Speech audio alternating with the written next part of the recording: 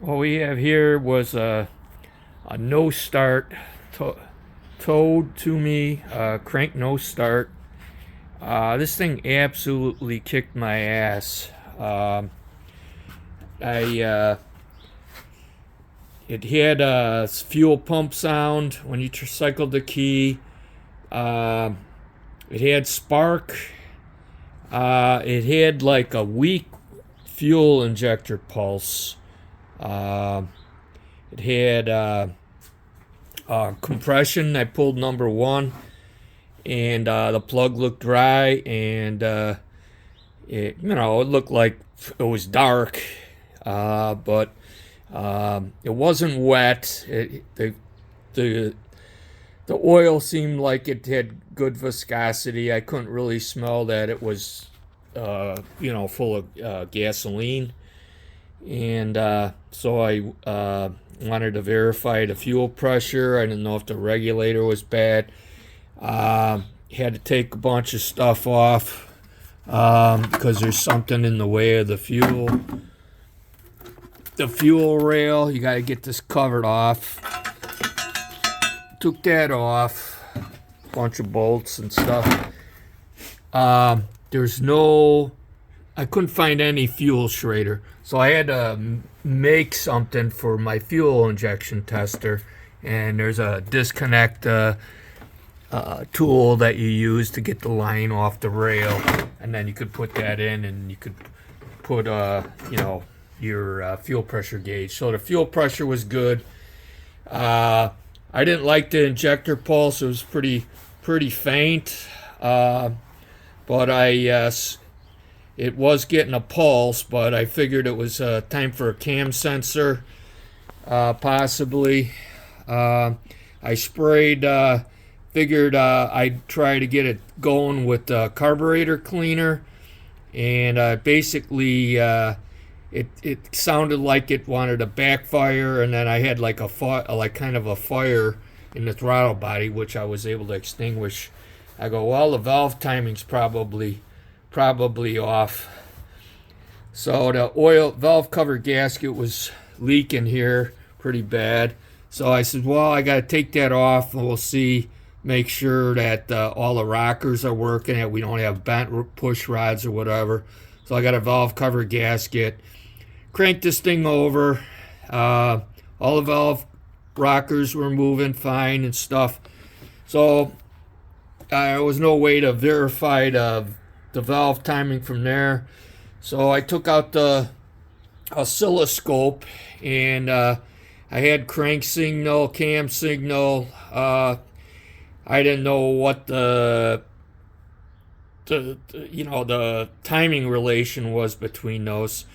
So I says, well, let me check the across with an amp probe on positive, and I did a relative compression check. Most of the time, the humps were all even. So I assumed that I had compression all the way across that was even compared to number one that I took out, and I had like at least 150 cranking pressure on the compression gauge. So I told my brother, I said, well, order up the cam and crank sensor and an ignition module, and we'll start with the cam sensor, and then we'll do the crank sensor and then the ignition module. So he gets the parts off Rock Auto, and I change the cam sensor, no luck.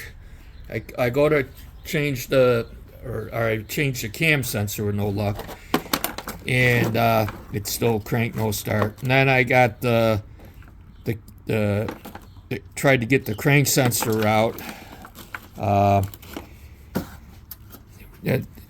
Getting at this thing was kind of crazy too. You have to recover the AC pressure if you got refrigerant pressure in there. This thing has a bad compressor, so there was no refrigerant in the system. But you got to take the accumulator off in the line to get your hand in there, back there in the firewall. between the firewall and the engine block.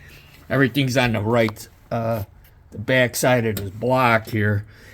And so, well, why don't you just lower the back cradle and reach your hand up over the transmission?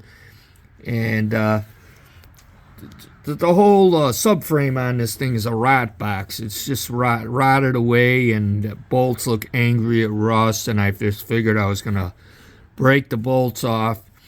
So I decided to go through this way. I couldn't get through the wheel well area. So the accumulator out of the way. If you got thin arms, you can get back there. You can kind of go through with a long screwdriver or a little pry bar between the runners of the intake and see the connectors and stuff. You backlight it back there. Now the crank sensor that I broke off the thing, it looked like I was going to have to take the oil pan off to push it from the inside out, because this was all I had sticking out was these two prongs. So I had this idea, since there was like a little circular boss that sits out of the cast iron block. If I were to be able to heat that up, I could melt this over